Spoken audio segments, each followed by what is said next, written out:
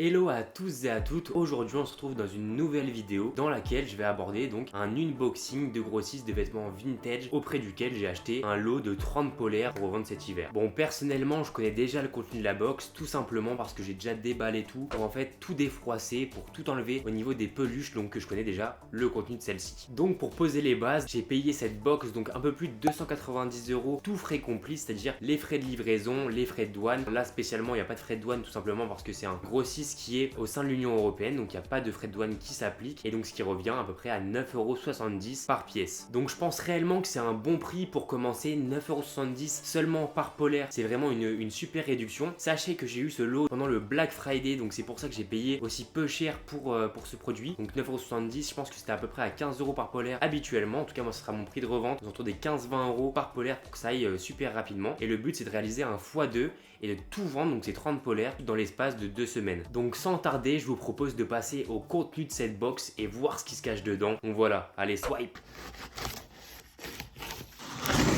Donc voici un petit unboxing de ce qu'on va pouvoir retrouver dans cette box avec de la polaire Nike, Reebok, Adidas, et comme je vous l'ai dit, ça va tourner aux alentours des 20 € la revente l'unité, à part pour quelques items comme la Nike, que la première qu'on ait pu voir, et qui celle-ci va pouvoir se revendre plus cher, donc je pense autour des 30-40 €, donc sans forcer. Et puis après il y a peut-être pas mal de marques différentes comme du Levi's,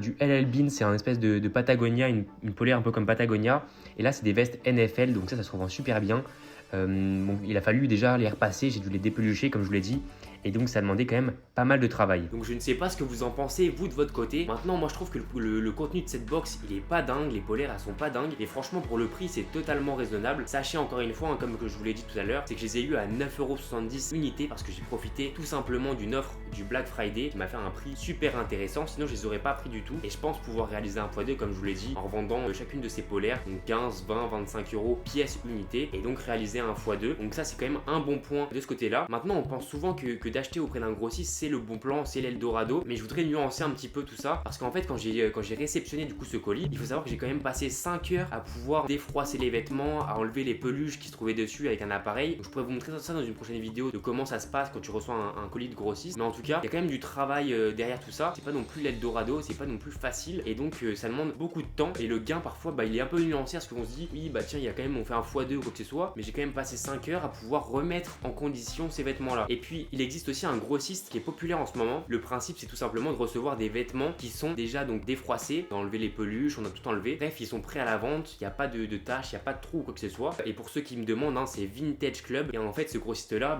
tout le monde en parle comme quoi c'est un truc de fou quoi que ce soit. Personnellement moi je l'ai testé et je vais vous donner mon avis sincère, et franchement le contenu n'est pas dingue du tout, tout simplement parce que j'ai reçu des avis qui étaient troués, peut-être que j'ai pas eu de chance tout simplement, mais également en fait la majorité des articles ne se revendent pas bien, donc il n'y a pas beaucoup de marge à faire. Il y a seulement quelques articles qui sont vraiment très intéressants pour la revente, puis ils vont te mettre une ou deux polaires The North Face pour faire la bonne image et se dire tiens ça tu peux revendre 70 €, 80 €, ils te le mettent juste au dessus, et après quand tu fouilles un petit peu au fond du carton, tu te rends compte qu'en fait il y a plein de pièces qui se revendent pas. Personnellement moi j'ai acheté ça il y a à peu près 2 mois de ça, et moi encore actuellement je suis en train de revendre des pièces de cette box que j'ai acheté, donc c'était un peu plus de 530 € donc cette box, donc je l'avais eu encore en réduction cette fois-ci. Heureusement que je les ai pas eu cher, c'était à peu près 13 € par article, mais au final il y a rien qui part, donc je trouve pas ça très rentable. Donc c'est qui parle beaucoup de ce grossiste là, franchement moi je suis un peu nuancé, et je suis pas le seul à l'avoir trouvé. Il y a des gens aussi dans mon entourage qui ont commandé auprès de ce grossiste là et qui ont été franchement déçus. Je pense qu'il y a beaucoup de publicité qui est faite aussi sur les grossistes de vêtements vintage en disant oui c'est super, ils mettent des vidéos sur TikTok ou quoi que ce soit, mais en fait dans la réalité des choses c'est juste des gens qui sont soit payés pour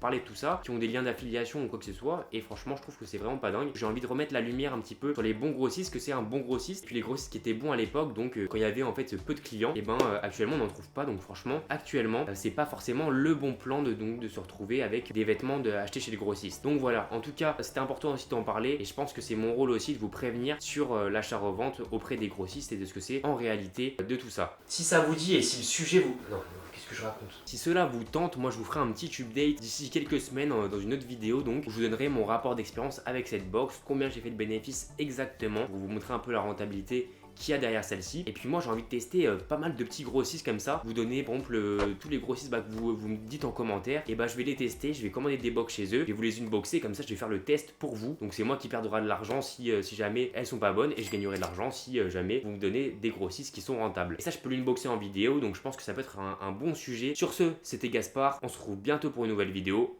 Peace!